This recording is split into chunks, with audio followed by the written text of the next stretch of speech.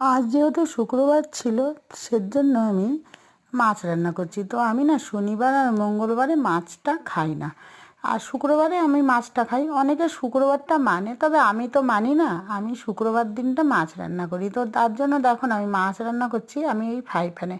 ছোটো বাসনে রান্না করতে আমার খুব ভালো লাগে, যেহেতু আমরা লোক কম, আমরা দুইজন মানুষ, তার জন্য আমি এই ফ্রাই প্যানেই রান্নাটা করে নিচ্ছি। আর মাছটা মাখা মাখা করব। এটা হলো কাতলা মাছ, ভেজে নিয়েছি। আর যে কোনো জিনিস না আমি এই ভাজাগুলো আমি এর মধ্যেই রান্না করি। ভাজা বলতে যেমন পটল ভাজা, আলু ভাজা, বেগুন ভাজা এর মধ্যে করি, আর মাছও ভাজি, ডিম ভাজি, এর মধ্যে না খুব ভালো লাগে। তো হ্যাঁ, এবার রান্নাটা আমি বলে দিই। দেখতে পাচ্ছ আমি এই মাছটা রান্না করছি কাতলা মাছ। কাতলা মাছগুলো না লাল লাল করে ভেজে নিয়েছিলাম।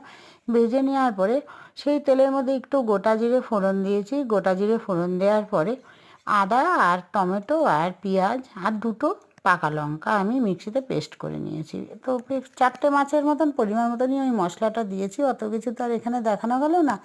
তো দিয়ে মশলাটা কষিয়ে নিয়েছি। আর স্বাদ মতো লবণ, হলুদ আর একটু সামান্য মানে চিনি, একটু মিষ্টি তো দিতে হবে, রান্নাটা স্বাদ আনতে গেলে একটু মিষ্টি দিতে হবে। তো আমি জল দিয়ে দিয়েছি মশলা কষানোর পরে। আর না আজকে না আমি একটু মাখা মাখাই করবো। মাখা মাখা মানে মাছটা এই এই যেহেতু পাত্রটা ছোটো, আমি পাতলা করে ঝোল করলাম না। আলু দিলে একটু পাতলা পাতলা ঝোলটাই করতাম। তো দেখো আমার মশলাটা দিয়ে জল দেওয়া হয়ে গেছিলো, এবার মাখা মাখাও হয়ে গেল। এবার উল্টে পাল্টে মাছগুলো দেবো, দিয়ে ধনেপাতা ওপর দিয়ে ছিটিয়ে নেবো। তো আজকে না আমি এইভাবে আজকে কাতলা মাছটা রান্না করেছি।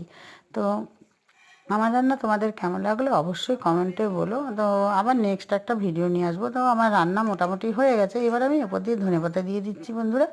তো আবার নেক্সট একটা ভিডিও নিয়ে আসবো।